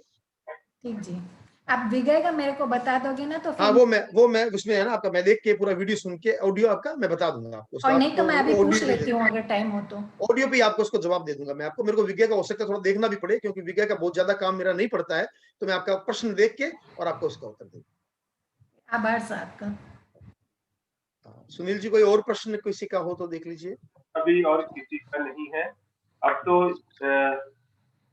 सबसे पहले तो मैं कहता हूँ कि मैं 12 व्रती श्रावक बनने के लिए तैयार हूँ, और जो अभी घोषणा करना चाहते हैं वो घोषणा कर सकते हैं, बाद में फार्म भेजना चाहिए फार्म भेज सकते हैं। मैं सबसे पहले 12 व्रती श्रावक बनने के लिए तैयार। महामंत्री जी के लिए ओम हरम तो कहेंगे। बिल्कुल ओम हरम है जी, क्योंकि देखिए अगर कोई पढ़ा लिखा आदमी व्रतों को स्वीकार करता है ना, ये बहुत बड़ी उपलब्धि होती है। एक केवल व्यक्ति श्रद्धा से स्वीकार करता है और एक श्रद्धा के साथ समझ करके स्वीकार करता है, उन दोनों बातों में बहुत फर्क होता है। आज सुनील जी पढ़े लिखे व्यक्ति हैं और उन्होंने अगर इसको समझ करके स्वीकार कर रहे हैं तो ये बहुत बड़ी बात है, बहुत अच्छी बात है। तो हम सब के लिए ये प्रेरणा स्रोत है, प्रेरणा है। तो आप सभी भी इनका अनुसरण करें और सभी आप अपनी हाँ करें और इन व्रतों को स्वीकार करें। और एक उषा बहन जी हमारे जगराउं से जो है हमारी उपासिका भी हैं, उन्होंने भी एक संकल्प लिया है, मैं 10 से 15 तक 12 व्रती श्राविकाएं तैयार करके ये फार्म भरवा 470 कर देती है मोड़ पे जी, अपना आटा दिखा दूं। मेरे को लगता है सुरेश जी का ऑडियो अपने आप ही ऑन हो रहा है। हाँ नहीं ठीक है, बंद हो गया। सुरेश जी को फोन कर दो खुल्लर साहब। कोई बात नहीं, मैंने उनको म्यूट कर दिया। तो इस हिसाब से अगर और किसी ने घोषणा करनी है। नहीं, मैं घोषणा है मेरी, मैं भी श्रावक पहले भी मैं पालता हूँ, अब भी पालूंगा, लेकिन अभी ऑपरेट के बाद मेरे से जो पोषद वाली थोड़ी प्रॉब्लम है, अन्यथा नहीं है कोई। अब जैसे उपासक जी ने बताया अभी 4 संबर लेके अब मैं उसका प्रयास करूंगा, तो मैं ये 12 व्रतधारी श्रावक करने की घोषणा करूंगा। मेरे को जैसे फर्स्ट ट्रायल के रूप में 1 साल के लिए लेना काफी है? ऐसा होता नहीं है। देखिए तो 12 व्रत तो जीवन भर के लिए स्वीकार किए जाते हैं, ऐसा होता है जीवन भर के लिए। 12 व्रत तो जीवन भर के लिए स्वीकार किए जाते हैं। आप अपनी सीमा बड़ी रख लो, आपको जहां जिस व्रत में आपत्ति लगती है। देखिए मेरे को एक बात बताइए, मैं 5 मिनट का टाइम और लेता हूं आपका। मैं किसी निरपराध त्रस्त प्राणी की हत्या नहीं करूंगा। संकल्प इसमें मेरे को किसी में भी आपत्ति नहीं है। एक मिनट, मैं बाकी सबके लिए भी कह रहा हूँ, आपके लिए नहीं, बाकी सबके लिए भी कह रहा हूँ कि मैं किसी निरपराध त्रस्त प्राणी की संकल्प पूर्वक हत्या नहीं करूंगा। मेरे को लगता है किसी को कोई आपत्ति नहीं। मैं कोई ऐसा बड़ा झूठ नहीं बोलूंगा जिससे किसी की जान चली जाए, किसी का बहुत बड़ा अहित हो जाए, बहुत बड़ा नुकसान हो जाए, या कोई मैं गलत गवाही दे दूं, ऐसा झूठ नहीं बोलूंगा। इसमें भी मुझे लगता नहीं है किसी को कोई बहुत बड़ी आपत्ति होती है, कोई ऐसा काम करता भी नहीं है। मैं दीवार तोड़ करके, ताला तोड़ करके, मकान तोड़ करके, अलमारी तोड़ करके चोरी नहीं करूंगा, किसके मन में है? किसी के मन में नहीं है, तो इसमें भी कोई आपत्ति नहीं है। मैं अपनी पत्नी या पति के सिवाय किसी और के साथ अब्रह्मचर्य सेवन नहीं करूंगा, किसको आपत्ति है? किसके मन में है? अगर किसी के मन में है तो वो चोर बैठा हुआ है, नहीं तो इसमें क्या आपत्ति है? कोई आपत्ति नहीं है, तो इसको भी स्वीकार करने में किसी को कोई आपत्ति नहीं है। अब रह गया इच्छा परिमाण, यानी धन दौलत का सीमाकरण करना। आपके हाथ में है, वो तो किसी के हाथ में ही नहीं है। आपको उस दिन भी कहा था 1 करोड़, 2 करोड़, 5 करोड़, 10 करोड़, 50 करोड़, 100, 200, 500, 1000, 5000, कितने करोड़ का आप खुला रखना चाहते हैं? रख लीजिए। 1 किलो, 5 किलो, 10 किलो सोना, 1, 2, 5, 10 मकान, 1, 2, 5, 10 खेत, जो आप खुला रखना चाहते हैं खुला रख लीजिए, कोई मना नहीं है। तो इस व्रत को स्वीकार करने में भी कोई आपत्ति नहीं है। छठा है दिक् परिमाण व्रत, दिशाओं का परिमाण, वो भी आपके हाथ में है। 10,000, 20,000, 50,000 किलोमीटर, 1 लाख किलोमीटर तक की सीमा रख लीजिए। उससे बाहर कहाँ जाएंगे? 1 लाख के बाहर के कोई नाम तो बताइए मेरे को कि मैं वहां जा सकता हूं। उसकी सीमाकरण भी आप कर सकते हैं, कोई आपत्ति नहीं है। सातवां कौन सा है? भोगोपभोग, भोग और उपभोग की वस्तुओं का सीमाकरण, यानी खाने पीने की, पहनने ओढ़ने की, इन वस्तुओं का सीमाकरण। तो खाने पीने में आप 21 द्रव्यों का सीमाकरण कर लीजिए, 51 का सीमाकरण कर लीजिए, कम लगता है 100 का कर लीजिए, और कम लगता है 200 का कर लीजिए। 200 चीजों का नाम तो लिखिए पहले खाने पीने का, तो खाएंगे कहां से फिर? तो वो सीमाकरण कर सकते हैं। पहनने ओढ़ने के कपड़े की बात है, आप 100 साड़ी, 200 साड़ी, 500 साड़ी, जितनी मर्जी कर लीजिए, कीजिए तो सही, कुछ ना कुछ सीमाकरण कीजिए। ये हो गया भोगोपभोग। उसके बाद है अनर्थ दंड, बिना मतलब की हिंसा, अनर्थ हिंसा। उसमें थोड़ा सा हमें विवेक रखना पड़ेगा कि हम श्रावक हैं, बिना मतलब की हिंसा ना करें। चलते फिरते किसी को मार दिया, गाय को मार दिया, बैल को मार दिया, वनस्पति की हिंसा कर दी, हथियार सप्लाई कर दिए, हम ऐसे काम नहीं करते हैं। कोई हथियार सप्लाई का काम करता है, कोई किसी को चोरी करना, डाका डालना, ये कोई हम सिखाते हैं? तो हम ये सब काम करते ही नहीं है, तो हमारे इस व्रत को स्वीकार करने में कहाँ आपत्ति आती है? उसके बाद में आता है 9वां सामायिक व्रत।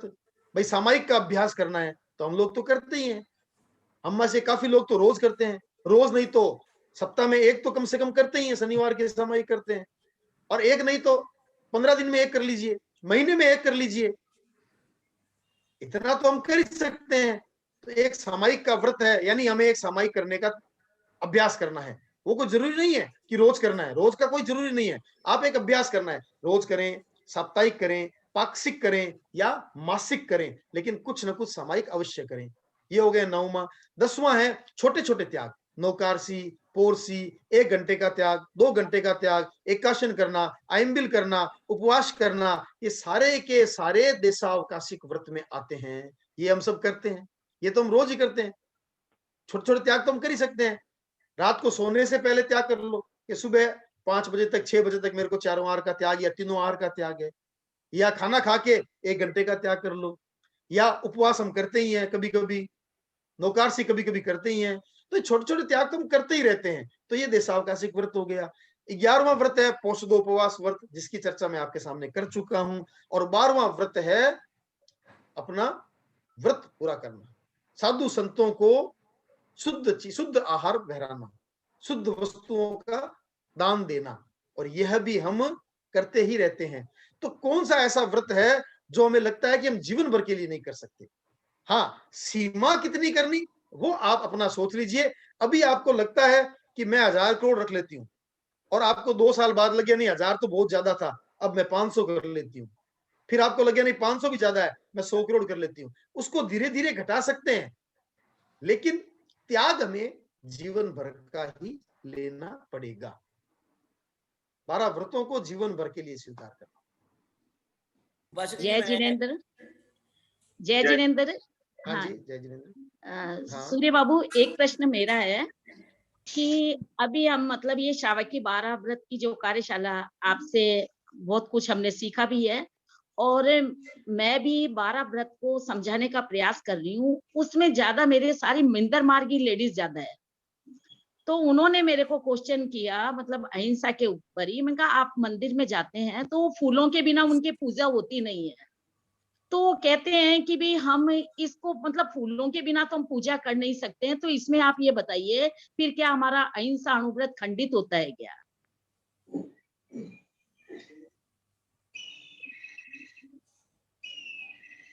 खंडित तो कैसे होगा बताइए? खंडित कैसे होगा? पहली बात तो जो फूल है, फूल कौन से जीव है? फूल कौन से जीव है? वनस्पति काल के जीव। हाँ, वनस्पति एकेंद्रीय में लेते हैं। हाँ, मूल में हमने जो त्याग लिया कि मैं किसी निरपराध त्रस प्राणी की हत्या नहीं करूं, तो सबसे पहले बात तो हमने त्रस प्राणी की हत्या वहां पे नहीं की। लेकिन यह प्रश्न तो बाद का है विनोद आंटी, ये प्रश्न बाद का है। बाद का मतलब हिंसा की बात तो दूर की है। सबसे पहली बात यह आ जाती है कि हिंसा के द्वारा अहिंसा का पोषण हो सकता है क्या? हिंसा के द्वारा हम अहिंसा को पाना चाहते हैं, वो कैसे पा सकते हैं? वहां हमारा मिथ्यात्व आ जाता है, और जहां मिथ्यात्व आ गया वहां व्रतों की बात अधूरी रह जाती है। तो इस चीज को उनको कैसे समझाएं, मेरे को आप ये बताएं। आप नहीं, उस चीज को उनको आपको ये समझाना पड़ेगा कि देखिए, ये जो फूलों से आप पूजा करते हैं, इससे अहिंसा नहीं हो सकती, होगी तो हिंसा ही। आप इसको हिंसा मान के पूजा कीजिए और उनको ये बताइए कि यह पूजा करने से आपको अगर धर्म होता है तो क्या ये फूल लगाए बिना धर्म नहीं हो सकता? हो सकता है वो आपको ये कह दे कि नहीं, फूलों के बिना तो हमारी पूजा नहीं होगी। तो फिर आप उनसे यह निवेदन कीजिए कि आप विनय पूर्वक अपने साधु संतों को एक बार कहिए कि इन फूलों से वो पूजा करें। वे कभी नहीं करेंगे। तो जब जो काम साधु संत नहीं करते हैं तो फिर हम क्यों करें? धर्म तो साधु संतों को भी करना है, धर्म तो साधु संत भी करना चाहते हैं। तो इसका मतलब ये है साधु संत उन फूलों से पूजा नहीं कर रहे हैं, इसका मतलब है इसको करने में धर्म नहीं है। अगर धर्म होता तो साधु संतों को धर्म करने में क्या तकलीफ है? लेकिन वो नहीं करते। मंदिर मार्गी के साधु संत भी फूलों से पूजा नहीं करते हैं, क्योंकि वो भी जानते हैं कि यह करने से पाप है, यह हिंसा है। तो जब यह धर्म नहीं है तो फिर आप लोग क्यों करते हैं? आप लोग भी इससे बचिए, इससे वंचित रहिए। और दूसरी बात, जो जिस परंपरा का है उस परंपरा को उनके मस्तिष्क से निकालना ये इतना आसान काम नहीं होता है। तो बहुत ज्यादा चर्चा में हमें नहीं जाना होता है। हम अपने सिद्धांतों की बात उन तक पहुंचा दें, वो कितना माने उनके ऊपर है। क्योंकि देखिए, श्रद्धा एक ऐसी चीज है जिसके अंदर तक रमी हुई होती है ना, वो इतनी आसानी से बाहर नहीं निकलती है। और हमारा उद्देश्य किसी की श्रद्धा को खंडित करना नहीं है, हमारा उद्देश्य है सही बात को सही तरह से उनके सामने प्रकट करना, स्पष्ट करना। तो जब हमने मूर्ति पूजा की बात, हमारी क्लास थी, तब हमने क्लियर कट बात कर ली थी कि पूजा में तेरा पंथ धर्म संघ का कोई विरोध नहीं है, कभी हमारा विरोध नहीं है। हम भी पूजा को महत्व देते हैं, लेकिन पूजा हमने दो प्रकार से बात की थी। एक होती है द्रव्य पूजा, एक होती है भाव पूजा। भाव पूजा का हम भी समर्थन करते हैं, हम भी भक्ति करते हैं, हम भी लोगस का पाठ करते हैं, हम भी अपने गुरुओं के गुणोत्कीर्तन करते हैं। लेकिन हम फल फूलों से पूजा करना, द्रव्यों से पूजा करना, इसमें हमारा विश्वास नहीं है। ये बात है। ठीक है, कहने का मतलब वो 12 व्रती श्रावक बन सकते हैं, कहने का मतलब अपनी बन सकते हैं। ठीक है, कृतज्ञ उसमें। लेकिन उसको कोई भी हाल में अहिंसा ना समझे। जो पूजा कर रहे हैं वो कोई भी हाल में उसको अहिंसा ना समझे। वहां पे हिंसा हो रही है, यह समझ के करते हैं तो संभव है उनका सम्यक्त जो है वो सुरक्षित रह सकता है। ठीक है, कृतज्ञ उसमें। एक बार मैं पूछना चाहता हूँ, जैसे अभी एक थोड़े समय पहले क्वेश्चन आया था भी, जैसे 12 व्रतधारी आपने कहा भी ये तो उम्र भर के लिए है, लेकिन किसी बहन पता नहीं भाई ने पूछा था कि ये कुछ समय के लिए 1 साल 2 साल, ये मेरे भी कुछ बात ध्यान में आ रही है, शायद मैं पक्का नहीं कह सकता। 2015-16 में हमारे चातुर्मास था, साध्वी श्री यशोधरा जी मास्टर जी का।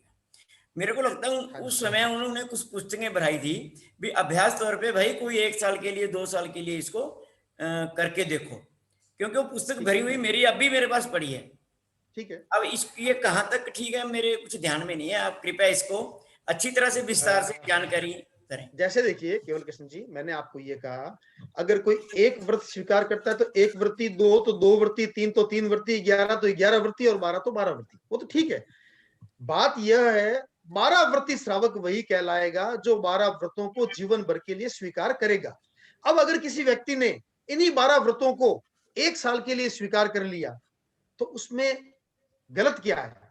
कम से कम 1 साल तो उसने व्रतों को पालन किया है, व्रतों को स्वीकार किया है, वो भी अच्छी है, वो खराब नहीं है, लेकिन वो 12 व्रती श्रावक नहीं हुआ। 12 व्रती श्रावक जो है वो जीवन भर के लिए, या तो अभ्यास के लिए करवाया, हाँ वो अभ्यास के लिए किया जाता है। तो जहां तक मेरा ज्ञान है, जहां तक मैंने समझा है, जाना है, मैं अपनी बात कह रहा हूँ। बाकी उसके अलावा भी हम गुरुदेव से ये पूछवा लेंगे कि भाई 1-2 हाँ, हालांकि मेरे हिसाब से नहीं हो सकता, फिर भी हाँ जी आप करना कहीं से।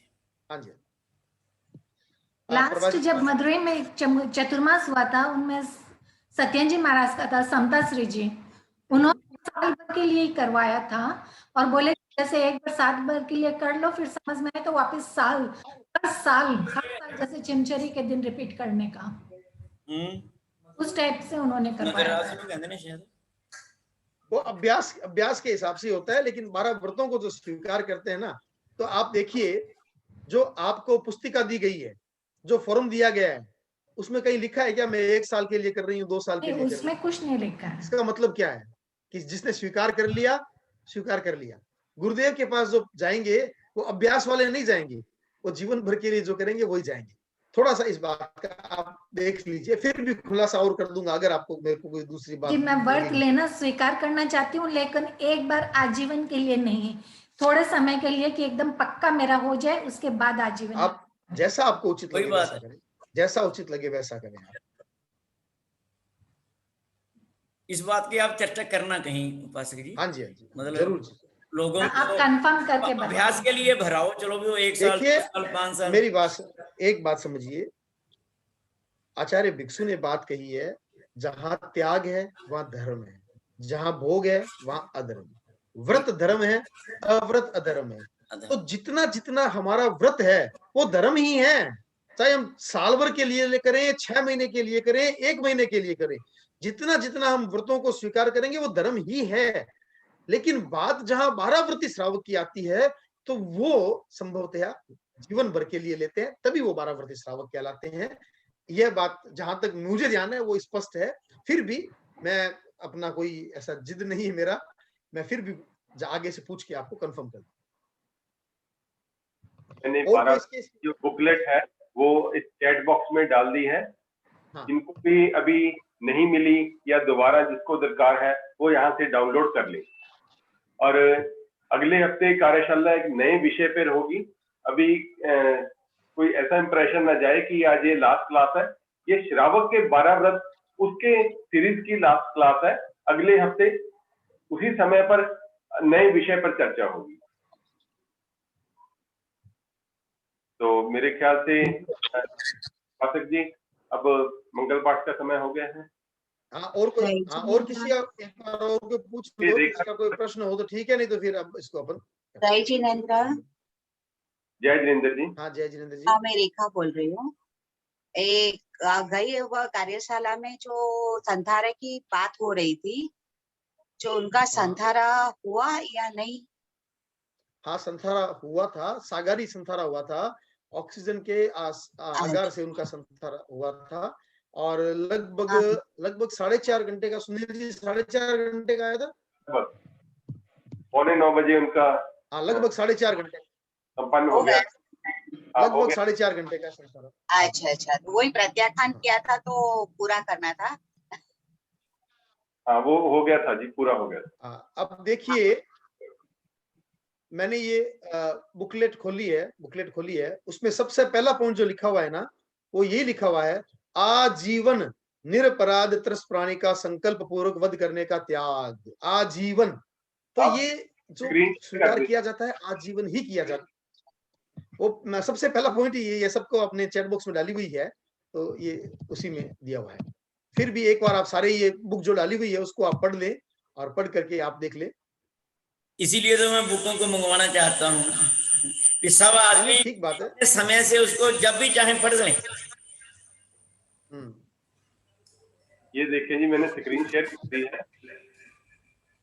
ये आजीवन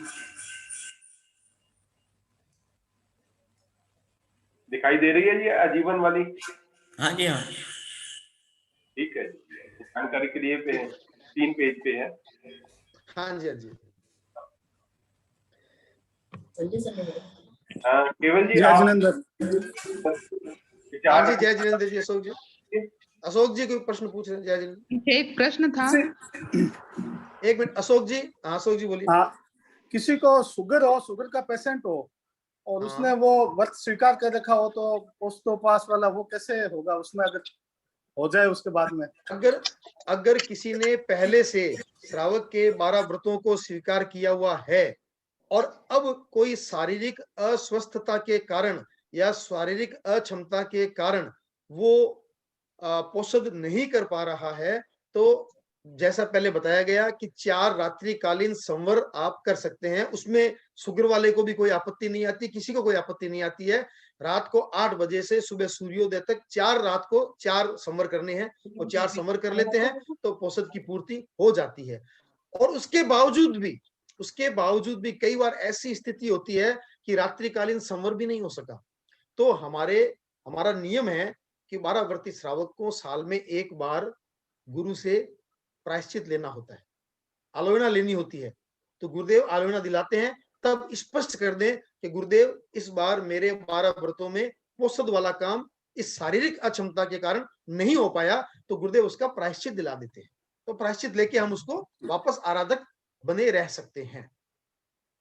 ठीक है, बहुत बहुत धन्यवाद।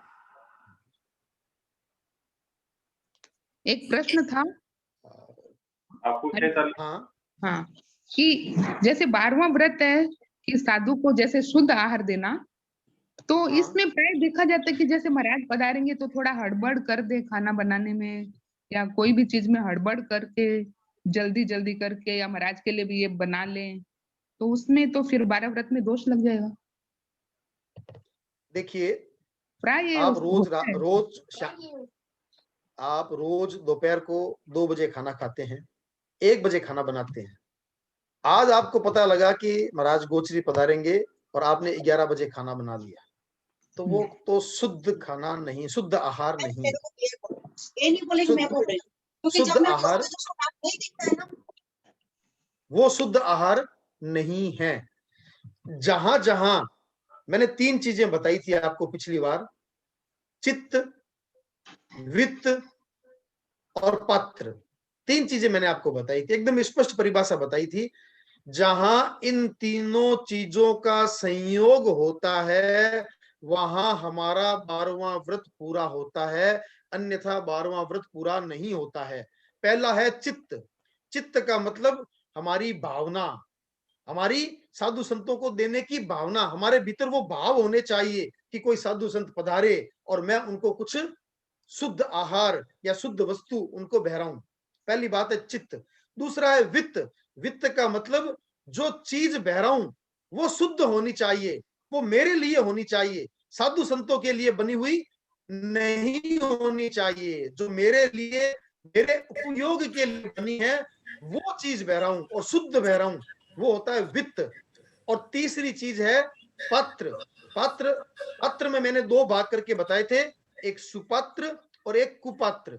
सुपात्र और कुपात्र का मतलब यह है कि जो शुद्ध साधु है, 5 महाव्रत, 5 समिति और 3 गुप्ती की अखंड आराधना करने वाला साधु है, शुद्ध साधु है, उसको अगर मैं बहराता हूं तो मेरा 12वां व्रत पूरा होता है, अन्यथा मेरा 12वां व्रत पूरा नहीं होता है। तो ये 3 चीज जिनकी शुद्ध है तो 12वां व्रत पूरा होगा, अन्यथा वो एक महज एक समझ लीजिए आप लौकिक दान ही होगा। आप या तो ऐसा त्याग कर लीजिए, आपको पता लग गया कि आज साधु संत पधारेंगे, आप त्याग कर लीजिए कि मेरे को 12 बजे बाद नहीं खाना, मेरे को सुबह का खाना 12 बजे से पहले पहले खाना है। अगर आपने ऐसा त्याग कर लिया तो अब आप खाना बना रहे हो, वो अपने लिए बना रहे हो। क्यों? क्योंकि आपको 12 बजे से पहले पहले खाना है। तो आपने 11 बजे खाना बना लिया, 11:30 बजे खाना बना लिया, तो ठीक है। अब आपको खाना खाने हैं 2 बजे, 3 बजे, और आपने 11 बजे खाना बनाया और उस वक्त सिर्फ 2 ही फुलके बनाए, 3 फुलके बनाए, साधु संतों को बहरा दिए, बाकी गरम गरम बाद में 2 बजे खाऊंगी। तो ये आपका शुद्ध आहार नहीं है, शुद्ध दान नहीं है। इससे आपका 12वां व्रत पूरा नहीं होता है। जय जिनेंद्र जी। जय जिनेंद्र। जय जिनेंद्र। हाँ उमा जी, आप बात उमा जी तो प्रश्न समझ में है, जानते भी है, लेकिन प्राय होता वैसे है, लोग भी करते हैं, ऐसे ज्यादातर देखा जाता है, इसीलिए होता है, लोग करते हैं। तो मैंने तो आपको नियम बता दिया कि शुद्ध ठीक बात है, आहार कैसे बहरा सकते हैं, आपका 12वां व्रत पूरा कैसे हो सकता है। हम करते हैं, लेकिन वो करने से 12वां व्रत पूरा होता है या नहीं होता है, वो चिंतन हमें करना है। हाँ ठीक बात है, ठीक बात। बस बात ये है। उमा जी, आपका प्रश्न है। उमा जी का। हाँ जी भैया, ऐसे है, आपकी बात बिल्कुल ठीक है, लेकिन जब भी संत आते हैं, वैसे हम लोग रूटीन में एक सब्जी बनाते हैं, मान लो एक सब्जी से ही खाते हैं। तो जब संत साध्वी संत कोई भी आते हैं हमारे घरों में, तो हम 3-3 4-4 सब्जियां कम से कम सोचते हैं बनाएं, कि पता नहीं महाराज जी को कौन सी अच्छी लगे, कौन सी लेके जाएंगे, कौन सी नहीं। ये सोचना ही तो गलत है उमा जी, ये सोचना ही तो गलत है, नहीं सोचना चाहिए। अगर आप ये सोचते हो, एक मिनट सुनिए मेरी बात, अगर आप ये सोचते हो कि पता नहीं साध्वी जी को कौन सी सब्जी पसंद आएगी, ये हमारा सोचना ही गलत हो गया। इसका मतलब हम जो बना रहे हैं साधु साध्वियों के लिए बना रहे हैं, इसका मतलब यही है। वही कह रही हूँ ना, कि हम ये कहें कि 3-4 सब्जियां हम अपने लिए बना रहे हैं। ये कहे नहीं, क्या वास्तव में आपको 3-4 सब्जियों की जरूरत है? नहीं है। नहीं है तो आप एक ही बनाइए, फिर एक ही बनाए, एक ही बनाइए। वित्त का मतलब मैंने आपको क्या बनाया? वित्त का मतलब है जो आपके लिए बना हो, जो आपने अपने लिए बनाया हो, वो वित्त है। और अगर वित्त को आप बहराएंगे तो आपका 12वां व्रत पूरा होगा। अगर वित्त की जगह कुछ दूसरा बहराते हैं तो आपका 12वां व्रत पूरा नहीं होता है। ठीक है, नहीं व्रत के हिसाब से तो ठीक है, लेकिन हमें लगता है। उमा जी एक बात समझिए, उमा जी एक बात समझिए, हम लोग श्रद्धा को कोई दूसरी तरफ ले जाते हैं, इस तरफ ले जाते हैं कि साधु संतों को पता नहीं कैसा लगेगा। ये मत सोचिए। जब आप अपने घर में एक सब्जी रोटी से खाना खा सकते हैं, तो साधु संत तो साधना कर रहे हैं, उन्होंने घर बार छोड़ा है, वो क्यों नहीं खा सकते?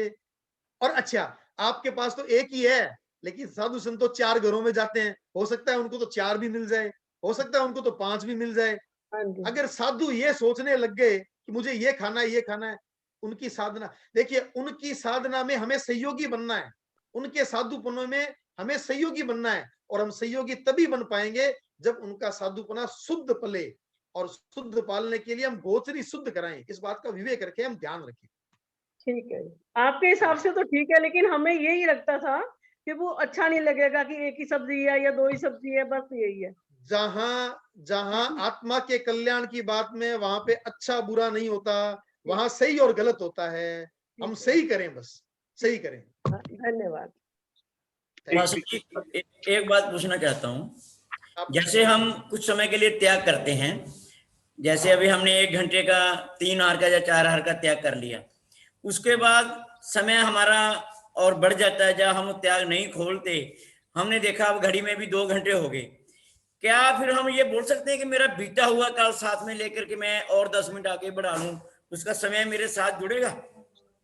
नहीं, अब वो जो बीत गया उसको छोड़ दीजिए, जो आपने त्याग लिया था ना, वो उतना ही त्याग आपके त्याग में फल। जैसे मैंने 4 से 5 बजे का मान लो त्याग कर लिया, और मेरे 5:45 बजे याद आया, अभी मेरा त्याग तो 5 बजे तक का था, लेकिन अभी तक मैंने कुछ खाया पिया नहीं है, अब मैं 6 बजे तक कर दूं, उसको बढ़ा लूं, ठीक है, तो क्या वो बीच का जो पौना घंटा वो एडजस्ट होगा?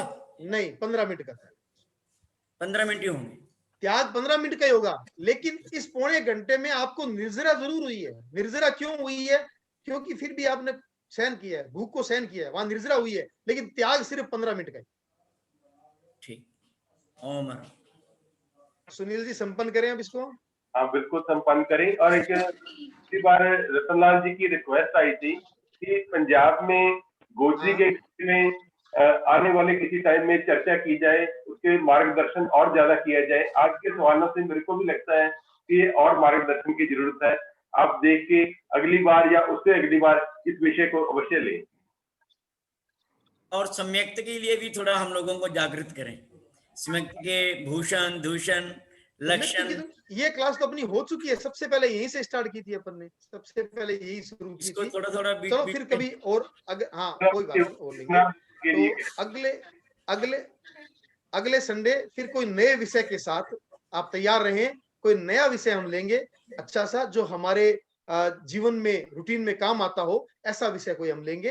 तो अगले सप्ताह के लिए हम तैयार रहें और आज हम संपन्न करते हैं। एक मेरे को एक छोटा सा डाउट है। बोलिए बोलिए बोलिए। मैं सिर्फ इतना पूछना है कि मैं अभी पूरा आजीवन नहीं ले रही हूँ, लेकिन फॉर्म तो सबमिट कर दूं ना? मेरा विचार इसमें यह है कि फॉर्म भर के अपने पास रख लें, लेकिन सबमिट ना करें। सबमिट आजीवन का करें। फिर भी मैं ऐसा करूंगा, मैं गुरुदेव के वहां से पूछवा के आपको मैं निवेदन करवा दूंगा कि भाई आप क्या कर सकते हैं। ठीक है, अगली कार्यशाला में अगली कार्यशाला में आपको मैं क्लियर करवा दूंगा। अगली कार्यशाला ये जरूरी है। हाँ जी ठीक है, बहुत अच्छा है। ठीक है, सुनिए मंगल पाठ गुरुदेव की आज्ञा से। ओम ह्रीं नमो अरहंताणम, ओम ह्रीं नमो सिद्धाणम, ओम ह्रीं नमो आयर्याणम, ओम ह्रीं नमो उवज्झायाणम, ओम ह्रीं नमो लोये सब्बसाहूणम। एसो पंच नमुक्कारो सब्ब पावपणासनो मंगलाणं च सव्वेसिं पडमं हवै मंगलम। चत्तारि मंगलम, अरहंता मंगलम, सिद्धा मंगलम, साहू मंगलम, केवलिपन्नतो धम्मो मंगलम। चत्तारि लोगुत्तमा, अरहंता लोगुत्तमा, सिद्धा लोगुत्तमा, साहू लोगुत्तमा, केवलिपन्नतो धम्मो लोगुत्तमो।